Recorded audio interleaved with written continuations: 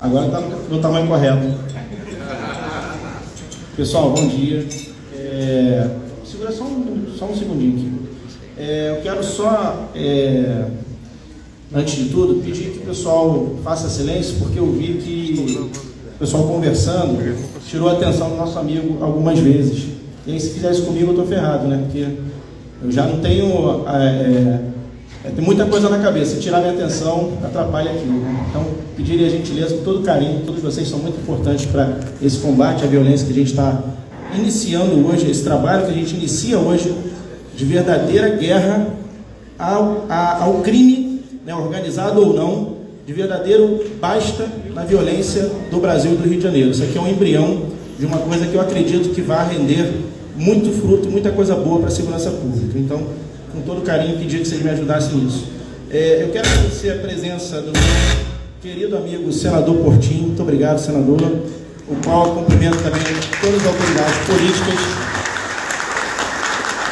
A gente sabe que a função do senador ela é muito importante para o nosso país, e ter um senador que se dedica tanto ao nosso Rio de Janeiro, para a gente é motivo de orgulho. Então, obrigado, senador. Eu quero agradecer também ao doutor Renato, que não foi citado aqui, talvez porque não tenha dado nome. Obrigado, doutor Renato. Delegado da Polícia Civil, combativo, um cara importante, um cara bom. Ao qual eu cumprimento também todos os delegados presentes, autoridades civis presentes. Bom, cumprimentar o Coronel Roberto, para quem não sabe, é o chefe de gabinete, então se quiserem alguma coisa lá no gabinete, ele manda mais que eu, pode ir lá falar com ele. O não é sempre dele, não meu. O qual eu cumprimento todos os militares, autoridades militares aqui presentes. E por fim, agradecer ao meu amigo Clóvis, meu irmão, por essa parceria. Muito obrigado. Ao nosso favorito, o qual sem ele nós não poderíamos estar aqui realizando esse ato. Muito obrigado, favorito.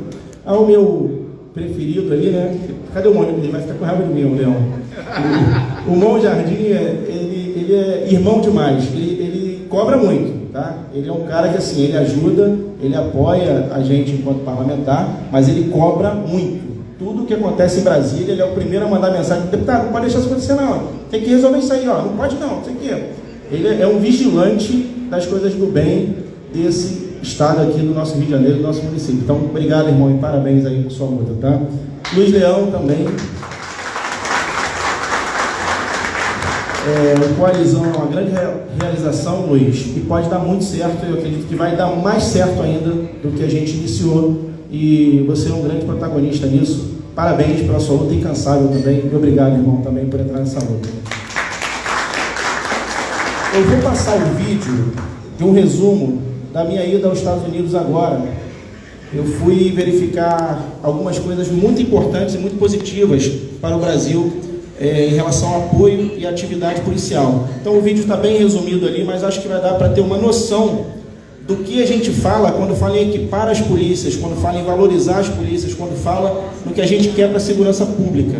Falar de segurança pública é tema para 10 horas de discussão, e é tema onde todo mundo tem razão.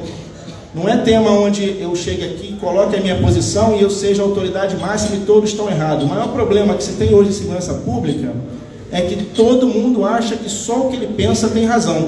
O problema é efetivo? Está faltando efetivo. Se você falar com qualquer comandante de batalhão, vai falar: problema é efetivo. Bota 1000 homens aqui que eu resolvo isso. Não resolve. Nós tivemos aí o apoio das Forças Armadas do Rio de Janeiro, não resolveu o problema da violência. O efetivo ali, em tese, estaria resolvido, porque nós tivemos um reforço de 6.000 homens das Forças Armadas. Nós chegamos com esses 6.000 homens ao número de policiais por habitante do Chile. Então, o efetivo estaria resolvido. Muda a lei. Tá, mudar a lei, só mudar a lei vai resolver? Não vai. O STF agora acabou de proibir abordagem, acabou de proibir incursão em comunidade. Então, mudar a lei vai adiantar? Não vai. O que vai adiantar são todos os esforços em conjunto, todos entenderem que cada setor, que cada ser humano, que cada indivíduo é importante para a segurança pública, e todos os setores juntos. É o que eu vou tentar resumir aqui nesses minutos que nos restam. Mas antes, vamos dar uma passadinha nesse vídeo para vocês vejam com bastante atenção, para vocês entenderem como é que foi a nossa ida lá e o que a gente espera para o Brasil.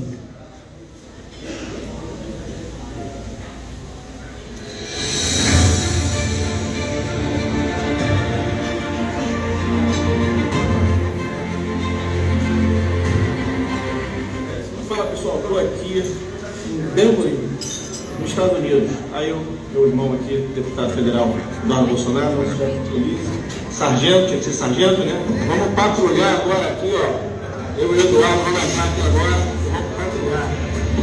Prestar um serviço de polícia aqui nos Estados Unidos, em Denver.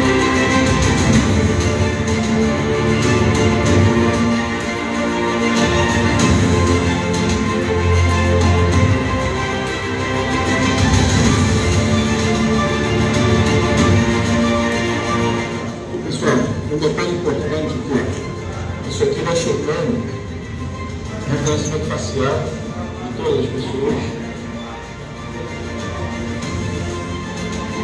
Né? Então, quando a gente fala em investir em segurança pública, quando a gente fala em investir na nossa polícia, a gente fala isso. Dar condições para o nosso policial trabalhar. É isso que a gente busca e é isso que a gente vai lutar sempre.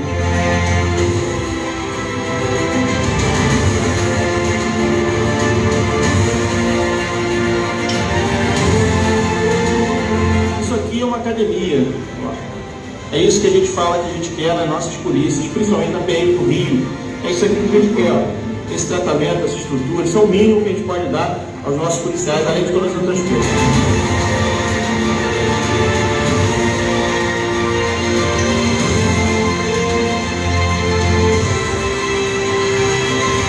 Uma das coisas mais importantes que a gente vê aqui é a integração, sociedade, polícia, a instituição que eles têm, que ajuda a família dos policiais que faleceram.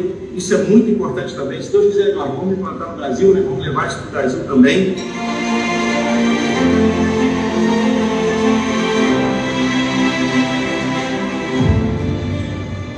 E agora aí, agora, nosso presidente até aqui é amado por todos e nós vamos reelegê-lo de novo. Fiquei impressionado com a quantidade de brasileiros que tem aqui. E quem vocês acham que os brasileiros estão pedindo para ajudar, pedindo oração, pedindo para abençoar? É o Molusco ou é o Jair Messias Bolsonaro? Você sabe que essa cidade aqui é onde tem mais fãs do Bolsonaro. A cidade dele é onde tem mais brasileiros fãs do Bolsonaro. Aqui está dando 99.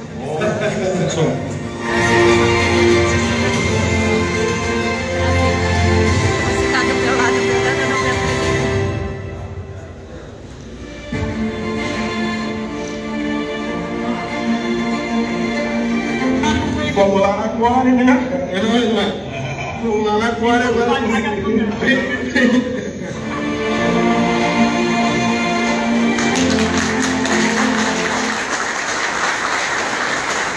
Obrigado, pessoal. Bem, deu para perceber um pouco do equipamento que eles possuem. Esse computador de bordo que eles possuem, por exemplo, dá várias informações. Aquele leitor que passa, ele faz reconhecimento facial e reconhecimento de placas de veículos. Então, quando a gente fala academia, por exemplo, é dentro do prédio da polícia. Então, você vê, os nossos policiais hoje adoecem muito e muitas vezes por falta de exercício, por falta de treinamento. Eu mesmo sou um caso desses, que estou sedentário e já vinha sedentário da polícia. Eu trabalhei 17 anos na Polícia Militar e sedentário. Então, quando a gente fala de cuidar do policial, a gente fala de cuidar da sociedade. Um policial com saúde, um policial com preparo físico adequado, é um policial melhor preparado para defender a sociedade. Então, quando a gente fala, muitos vão dizer assim, mas quer comparar os Estados Unidos com o Brasil? Nós comparamos os Estados Unidos com o Brasil em tantas outras coisas, por que não na segurança pública? E Nova York, em especial, viveu mais ou menos o que a gente vive hoje. Claro, as armas eram outras. Hoje o poder de fogo do marginal é muito maior do que naquela época. Então, vai exigir um esforço maior das polícias e da segurança pública. Tá? Eu vou tentar seguir o roteiro aqui, eu não sou muito seguir o roteiro não, mas vamos lá. Dados importantes. Segurança pública, a gente pode falar de várias formas. Eu não gosto muito de falar de dados, porque dados mudam a todo tempo. Mas alguns é importante a gente citar aqui. Mortos em 2021, policiais, 183. Mortos em 2020, 221. Mortos nos Estados Unidos, na mesma década, não chega a 10. No mesmo biênio, não chega a 10. Essa instituição, ela dá cerca de $350 mil para a família do policial que falece. É uma instituição privada, ela vive de doações de policiais É 11 dólares por ano que o policial doa, e as empresas privadas contribuem e são muito generosas. Então, por que nos chamaram lá nos Estados Unidos, pessoal? Esse sargento que aparece, ele é o presidente dessa instituição. Então, nós conhecemos a polícia e como funciona, e conhecemos a instituição com o fim de implantar aqui no Brasil essa instituição, e eu espero que a gente implante aqui no Rio de Janeiro. Inclusive, senador, eu já sou membro, eu, Eduardo, convido o senhor também para ser membro dessa instituição, que o meu dever aqui é ter 10 membros associados, e eles vão abrir um escritório aqui no Rio de Janeiro. Querem dinheiro da gente? Não, nem um centavo, ao contrário, querem dar para a gente. Como eles têm muito recurso, eles não conseguem gastar nos Estados Unidos. Então está sobrando muito recurso lá. A ideia desse sargento, é o seguinte: cara, o Brasil sofre muito com a violência, os policiais sofrem muito com a violência, nós precisamos ajudar nossos irmãos no Brasil. Como vocês viram, o nome se chama Fraternidade. Então, meu dever é trazer para cá essa instituição, abrir um escritório aqui no Brasil para esta instituição, escolher um bom presidente, que não vai ser eu com certeza, mas escolher um bom presidente que ame, acima de tudo, o dever para cuidar desses nossos policiais. Eu não sei se eles vão suportar financeiramente todos os problemas que a gente vive, mas com certeza é um modelo que a gente pode seguir de responsabilidade social com os nossos policiais, que todo dia pagam com a vida para a nossa segurança pública. E isso é uma das partes que a gente tem que fazer. Então, depois a gente tenta fazer uma reunião só para essa instituição, favorito. Inclusive, você é uma pessoa muito importante também nessa discussão, para a gente tentar abrir esse escritório aqui no Brasil o mais rápido possível. E não só isso, eles dão também armamento, eles dão treinamento, eles dão tudo para o policial, uma instituição bem acolhedora mesmo, muito importante. Bom, vamos lá. Eu divido segurança pública em 3 níveis, pura e simplesmente para discussões pontuais. Quando vocês dizem que o problema é efetivo, que o problema é a lei penal, que o problema é tudo isso. O problema é que ele é tudo isso, ele não é um só. E aí, quando a gente fala de nível 1 de segurança pública, eu divido o nível 1 no seguinte: estrutura das instituições. Nós estamos falando melhor treinamento, melhor equipamento, salário, escala. Nós estamos falando tudo referente à própria instituição. É a Polícia Civil ter equipamento de ponta para investigação, ter uma perícia de ponta. É a Polícia Civil ter o carro, ter o veículo adequado. É a Polícia Militar ter coletes, por exemplo, que protejam para disparos de fuzis. É as polícias estarem todas organizadas. Esse é um problema. Falando de Polícia Militar e Polícia Civil, nós estamos falando de problema estadual de segurança pública, cujos investimentos têm que ser feitos pelo governo do Estado. Quando a gente vai para o nível 2, a gente está falando de mudança na lei penal, a gente está falando de persecução penal, doutor, como o senhor falou, muito bem falado. Nós estamos falando de execução da pena. Nós estamos falando de poder judiciário, comportamento do poder judiciário em relação à lei. Não adianta nós aprovarmos no Congresso a lei e o poder judiciário não cumprir ou afastar a aplicabilidade desta lei, como está fazendo na prática hoje. Então a gente vai trabalhar, vai se esforçar, eu, o senador Portinho, vamos lá nos esforçar, vamos aprovar a lei, aprovamos a lei. Vêm os tribunais e afastam a aplicação da lei. Então não dá para fazer só isso. Eu estou falando de preso tem que trabalhar. Vou citar esse último acontecimento aqui no shopping que teve. Teve um vigilante morto. A pergunta é: as pessoas que serão presas por aquele crime, elas deram um prejuízo financeiro ao estabelecimento que foi roubado, deram um prejuízo humano e financeiro à família e causaram dano ao Estado. Essas pessoas vão comer e beber as custas do Estado se forem presas. Sequer vão ressarcir os danos materiais que causaram. Então esse preso ele tem que ser penalizado também. Quando a gente fala no nível 2, e falamos somente de prisões, a gente está falando o seguinte: esse preso tem que pagar esse dano. Então ele tem que trabalhar. Ele só pode ter qualquer remissão de pena, ele só pode ter qualquer benevolência, benefício, se ele conseguir desfazer o mal que ele fez. Senão não tem que ter benefício para ele, tem que cumprir a pena integralmente. Agora, teve uma entrevista aí, o cara foi preso por roubo, 2 anos estava na rua. E não é o que a lei diz. Eu acho que eu vou me atrasar um pouquinho, mas não é o que a lei diz. Mas vamos lá. Aí, vamos lá, discursos do preso, né? O Brasil prende muito. Brasil prende muito. Vamos lá, Brasil prende muito, tá? Eu reportei aqui só 2 tipos de crime de 2021. 2, tá? Vamos lá. Estelionato e roubos e furtos. Mais de 2 milhões de crimes efetuados só no ano de 2021. Entre estelionato, roubos e furtos. Quantas pessoas foram presas no mesmo ano? Estou falando de 2 tipos penais só. Tá? Aliás, 3. 3 tipos penais só. Quantas pessoas foram presas em 2021? 62 mil pessoas. De 2 milhões de criminosos, que é maior esse número ainda, somente 62 mil foi preso. De 2 milhões de crimes, somente 62 mil foram presos. O Brasil prende muito, pessoal. 5%? O Brasil prende muito? Tem certeza que o Brasil prende muito? O Brasil não prende muito. Isso é falácia. Isso é discurso para tentar colocar criminosos fora das cadeias. Agora, o Brasil vai suportar isso, o custo do preso? Não, se ele não trabalhar, se ele não ressarcir a sociedade, se ele não contribuir, não há sistema penal que vá sobreviver a isso. Imagina se nós prendêssemos os 2 milhões de criminosos. Como é que o Estado vai suportar isso? Eu vou recortar só alguns pontos, porque não dá mesmo para falar tudo. Mas aí, voltando para os níveis, aí eu falo também a posição do Poder Judiciário, o cumprimento da pena. O cara chega hoje na prisão, doutor, e tem que escolher uma facção. O cara é um preso comum, comete um crime, chega lá e tem que escolher uma facção. É o Estado trabalhando para a facção. Falou tudo. Por quê? Porque o preso ele tem integridade. Se ele não escolher uma facção, ele vai bater nele, vai fazer acontecer.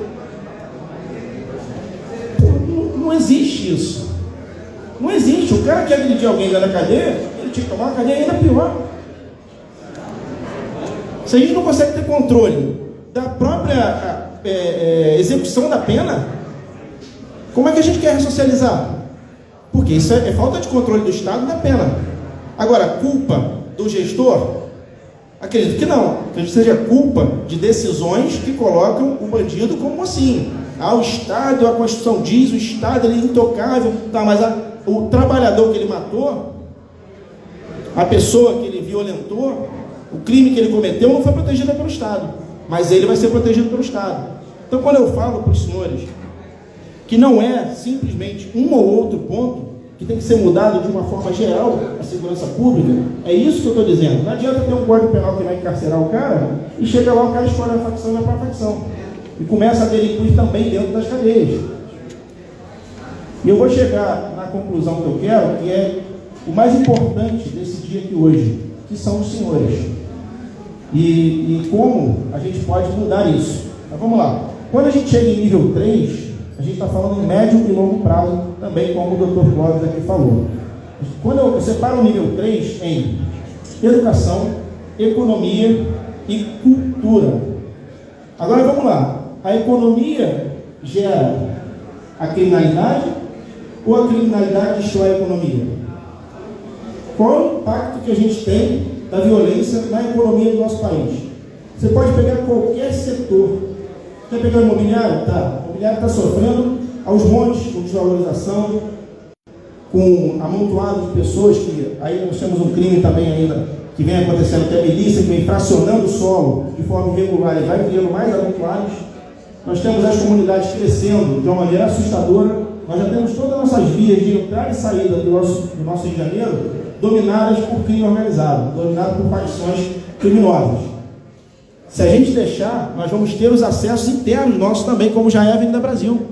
A Avenida Brasil tem um trecho ali de Coelho Neto, que se você não tiver uma viatura a cada 200 metros, os caras roubam. Me fala qual é o efetivo que dá conta disso. De colocar uma viatura a cada 200 metros para policiar um local que, se tirar a viatura dali em 5 minutos, eles fecham, roubam e matam pessoas ali, como aconteceu várias vezes nesse trecho específico. Aí eu volto a perguntar, o problema é só efetivo? Não, o problema não é só efetivo. Efetivo é um dos problemas que nós temos de segurança pública. E eu estou mostrando aqui Por que isso? Por que a gente pensa isso? Tá? Então, ó, vamos lá.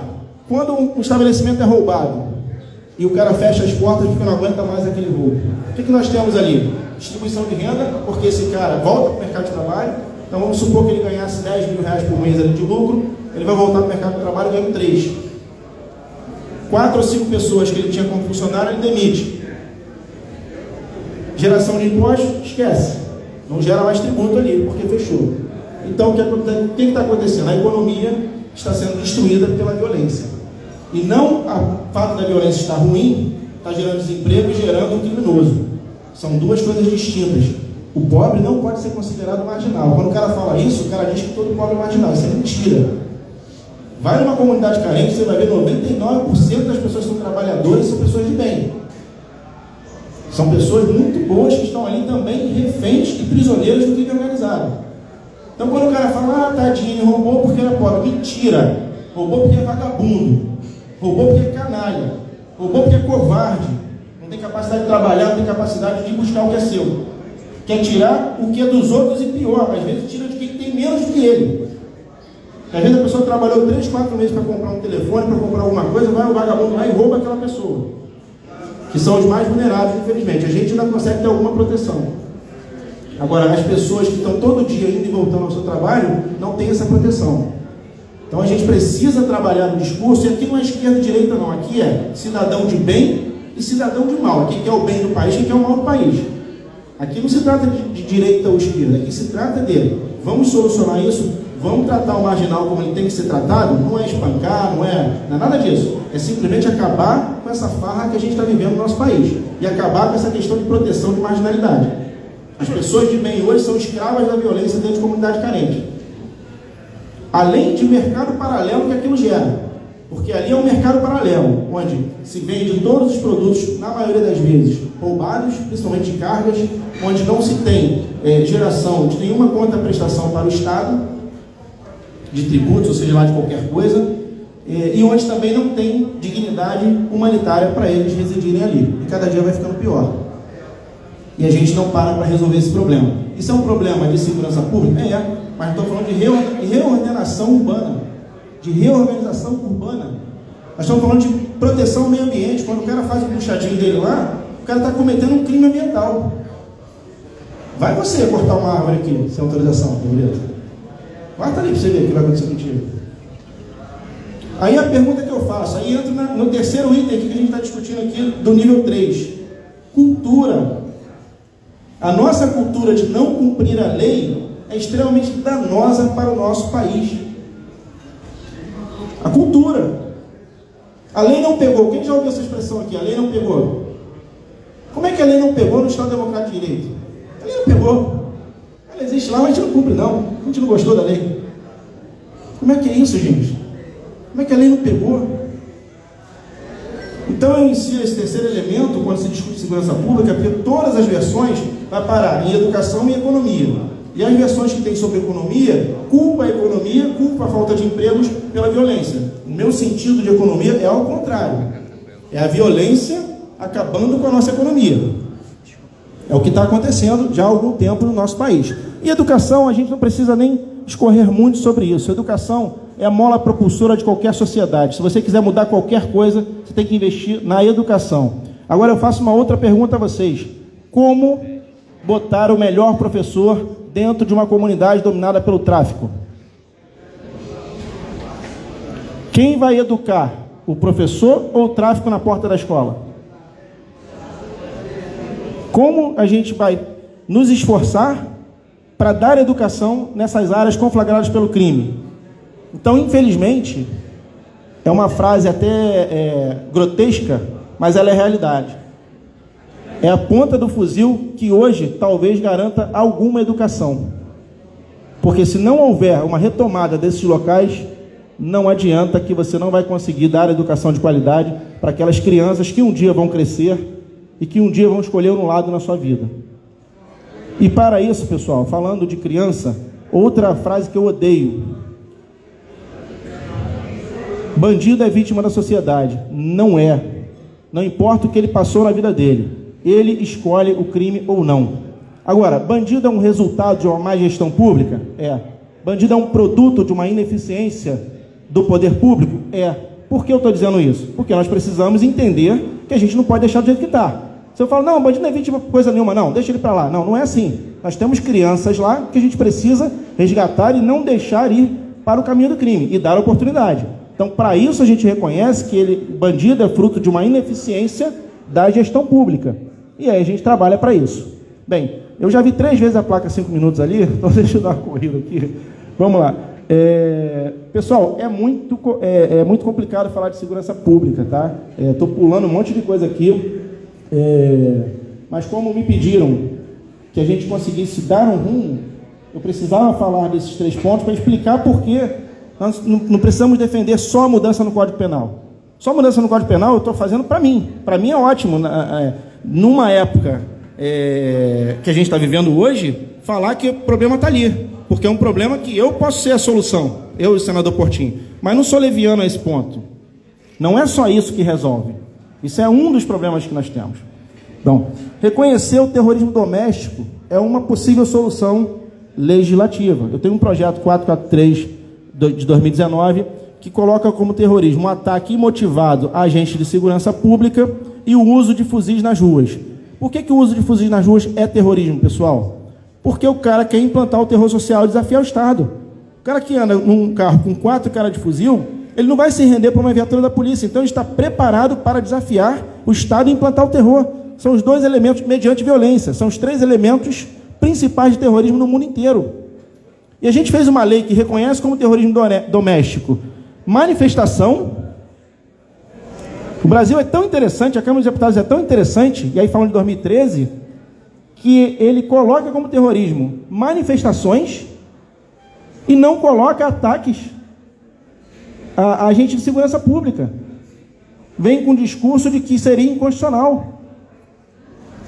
Então, quer dizer, quem acha que usar fuzil tem que ter a mesma pena que usar uma pistola, pô, eu tenho certeza que ninguém acha isso, mas é o que a lei diz hoje. Não interessa se tu sai com uma pistola 9mm ou se sai com um fuzil. A pena é exatamente a mesma. E se você matar, você não responde nem pelo porte da arma. Você só responde pelo crime maior. O outro foi só meio de execução. É outro absurdo. Nós teríamos que desmotivar o uso da arma. Parece loucura o que eu vou dizer, mas vamos lá. Tráfico de drogas sem armas tem que ser uma pena. Tráfico de drogas com armas tem que ser uma pena 5 vezes maior. É assim que se desestimula certos crimes. Só que eu não vejo isso, com toda sinceridade, sendo discutido no Congresso. O que eu vejo são ações pontuais, pequenas, com pouca ou quase nenhuma relevância para o combate à violência na sociedade. Redução da maioridade penal. Muita gente também me pergunta sobre isso. Tá, eu botei um projeto que dobra a pena do maior, que também vão dizer que é inconstitucional, mas vamos lá. Dobra a pena do maior que tiver cometendo um crime com o menor. Ah, por que isso, Gurgel? Porque nós não vamos reduzir a maioridade penal. Não tem ambiente político para se reduzir a maioridade penal. Então, fazendo isso, eu desestimulo a presença do menor no crime. Hoje, nós vamos cometer um crime, eu falo assim, ó, vamos ali, menor, se der merda foi você que fez. Os delegados aqui não me deixam mentir. Quando tem um menor envolvido no crime, geralmente a culpa vai para ele. Ele vai lá, levanta a mãozinha, fui eu que atirei, fui eu que fiz, porque ele sabe que ele não tem penalidade para ele. Para o menor ser preso, o cara tem que ser muito ruim. Tem que ser bicho muito ruim mesmo para poder ser preso, senão não é. Então isso desestimula, tira a vantagem do menor no crime. O que vai acontecer? O menor não vai mais ser cooptado para o crime. Ao contrário, ele vai ser afastado do crime, porque o maior vai ter a pena dobrada, se tiver com ele lá. A casa discute? A Câmara dos Deputados discute esse projeto? Não, não discute. Está parado lá na Câmara, infelizmente, mas é isso. Bom, uso de drogas em ambiente familiar vai pela mesma ordem. Eu quero proteger praias, praças, que hoje são locais onde há muito uso de droga e as pessoas de bem acabam não frequentando mais esses locais. Então, coloquei uma pena para uso de drogas em praças e praias de 15 anos. Nossa, 15 anos? Sim, 15 anos, pô. Quero ir com a minha filha na praia, chega lá, tem um vagabundo fumando maconha do meu lado. Como é que eu vou reprimi-lo? Vou botar minha filha em risco? Não, eu não vou à praia, então. É o que está acontecendo, eu não vou para a praça, então. Então, esses ambientes têm que ser protegidos. Vamos lá. Finalizando aqui, talvez a mais importante delas, desses projetos de lei, para acabar. Eu tenho um projeto que é o 5076, que permite as pessoas físicas e jurídicas fazer doações para a segurança pública e deduzir do imposto de renda. Modelo copiado nos Estados Unidos. Lá funciona muito bem. O setor privado se une, faz a doação do que ele precisa para aquelas localidades e deduz do seu imposto de renda. Muitos empresários já me procuraram a nível Brasil, dizendo que gostariam muito dessa lei. Tem um em Rondônia muito interessante até, que ele falou, cara, eu gasto quase 2 milhões para ajudar os batalhões da PM aqui. Se você aprovar essa lei, eu vou gastar 10. Porque o retorno, para mim, aqui vai ser muito bom. Então, assim, permitiria, por exemplo, que áreas como a Pavuna não tivessem hoje tendo uma evasão de empresas, como está acontecendo por causa da violência, porque a Pavuna se uniria e investiria em segurança pública naquele local. Então, se eu tenho um projeto que eu gostaria de pedir muito apoio de todos os senhores aqui, é esse projeto, permitir que as pessoas possam deduzir no imposto de renda aquilo que foi investido em segurança pública. É um modelo que funciona muito nos Estados Unidos. Grande parte dos equipamentos que eles têm lá é doado pelas empresas privadas. Isso legaliza a doação, que hoje é feito de forma, muitas vezes, informal. Muitas vezes o empresário quer ajudar e vai lá e ajuda de forma, não de forma legal. Ele vai lá e ajuda informalmente. E com isso, legaliza isso. Bom Jardim aqui, por exemplo, apoia o Ipanema Presente. Então isso traria, eu tenho certeza que até para as grandes empresas, isso seria investimento. Porque ela teria um retorno de ambiente, de negócio muito melhor do que nós temos hoje. Então é um projeto que eu acho que começa a mudar de fato a nossa segurança pública no Brasil. Bom, para acabar, deixa o político falar, é fogo, né? A gente fala muito. Né? Para acabar, pessoal, como resolver todos esses problemas? Os senhores têm que dar um basta nisso. Os senhores têm que dizer, o Brasil não tolera mais o crime. Eu quero meus direitos de volta. O que isso significa? Muitas coisas. Estar em vários cafés da manhã daqui para frente, estar em várias produções legais, estar em várias ações para trazer para o lado correto, repugnar de verdade atuações, seja do Poder Judiciário, seja de qualquer pessoa, cobrar de cada parlamentar. O que funciona na Câmara? Cobra do parlamentar. Campanhas, por exemplo, coloca outdoor. Queremos a aprovação da lei tal, queremos isso, queremos aquilo. É a sociedade. Qual é a diferença dos Estados Unidos para o Brasil? A sociedade sabe o que quer e para onde quer ir. Não importa se o governo lá é de esquerda ou de direita, eles sabem para onde quer ir. O Joe Biden está tendo problema. Elegeram um de direita, depois elegeram um de esquerda, e o de esquerda está tendo problema. Por quê? Não pode se desviar daquilo que a sociedade escolheu para viver. A sociedade escolheu aquela forma de vida e tem que seguir aquilo. Não interessa quem esteja no mandato de deputado federal, de senador. Se a sociedade, que são os senhores, dizer, nós queremos isso e lutar por isso, nós vamos conseguir juntos todas essas mudanças. Seja escola cívico-militar ou não, seja polícia única ou não, seja cívico completo ou não. Diversas mudanças que estão paradas lá, só vão sair de lá se houver uma cobrança da sociedade de uma forma geral. E eu não vejo essa cobrança. Eu vejo a reclamação. Eu não vejo a cobrança. Eu não vejo a atuação da sociedade. Eu vejo segmentos se unirem. Enfermagem se une por causa do piso, o outro segmento se une por causa de uma coisa pontual. Eu não vejo a sociedade dizendo, não aguentamos mais o crime, não vamos mais tolerar o crime.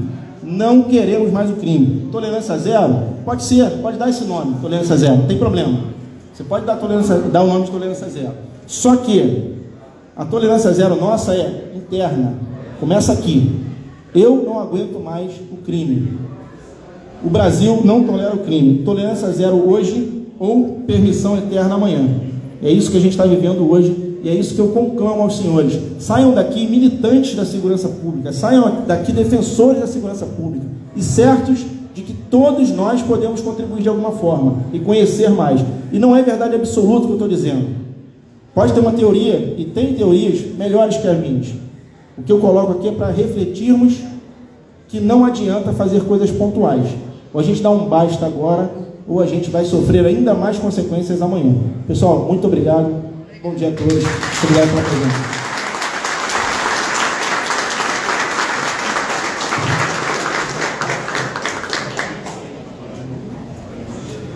Valeu, Gurgel. Vamos agora abrir para uma dinâmica que eu acho que é interessante, ainda estamos dentro do nosso tempo. Vamos abrir para